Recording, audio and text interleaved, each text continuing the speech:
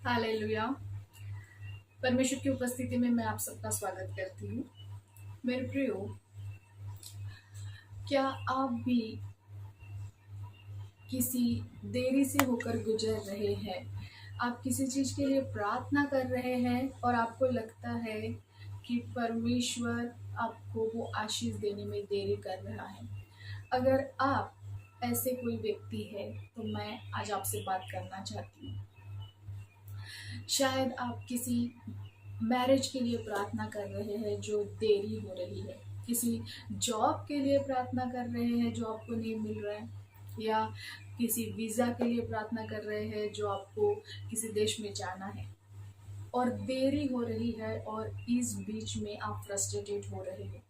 अगर आप इस वचन को सुन रहे हो, मैं आपसे कुछ बात करना चाहती हूँ अब्राहम और सारा इनके जीवन से।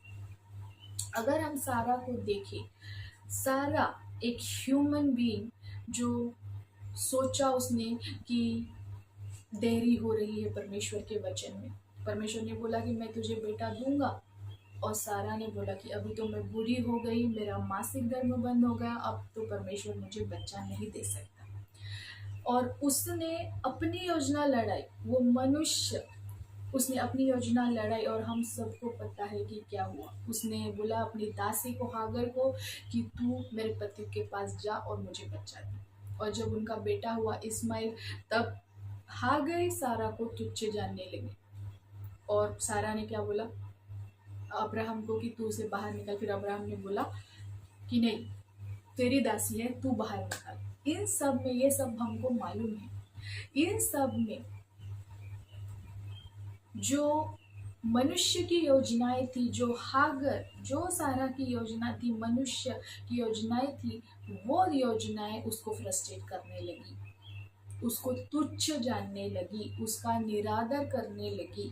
शायद आप भी इस मैरिज के लिए रो रहे हैं और अंत में जब आपको पता चले कि अभी परमेश्वर देरी कर रहा है तो चलो मैं किसी और से भी शादी कर लूँ, किसी से भी जो व्यक्ति आया और आपको पता चला कि वो तो आपके साथ अच्छा नहीं रह रहा है, वो जो आपकी पत्नी है वो आपके साथ अच्छी नहीं रह रही, तब आप क्या करोगे ऐसे सिचुएशन में? क्योंकि अगर हम परमेश्वर की योजनाओं से हटकर अपनी योजनाएं लगाते हैं तो हम अंत में फ्रस्ट्रेट होते हैं,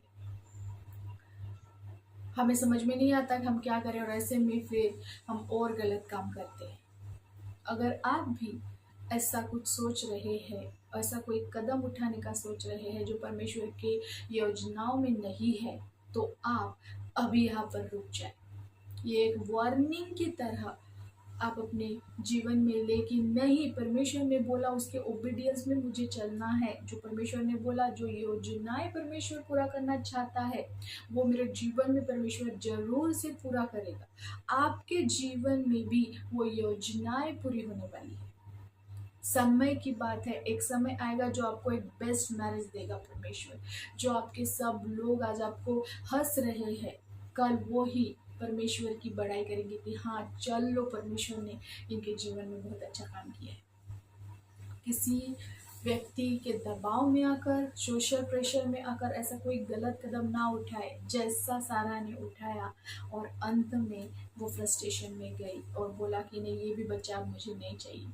ऐसा कुछ होगा तो आप यही रुक जाओ, परमेश्वर की योजनाओं में बने रहो। देरी हो रही है, बोला परमेश्वर का वचन कहता है कि अंत में तेरी आशा को पूरी करूंगा, तो वो अंत अभी आने का है, वो समय अभी आने का है, परमेश्वर का सही समय अभी आने का है।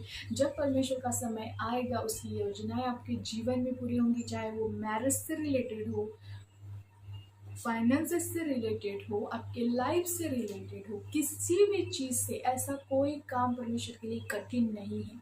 आप परमेश्वर के वचन में बने रहिए तो प्रभु अपनी योजनाओं को जरूर से आपके जीवन में पूरा करेगा।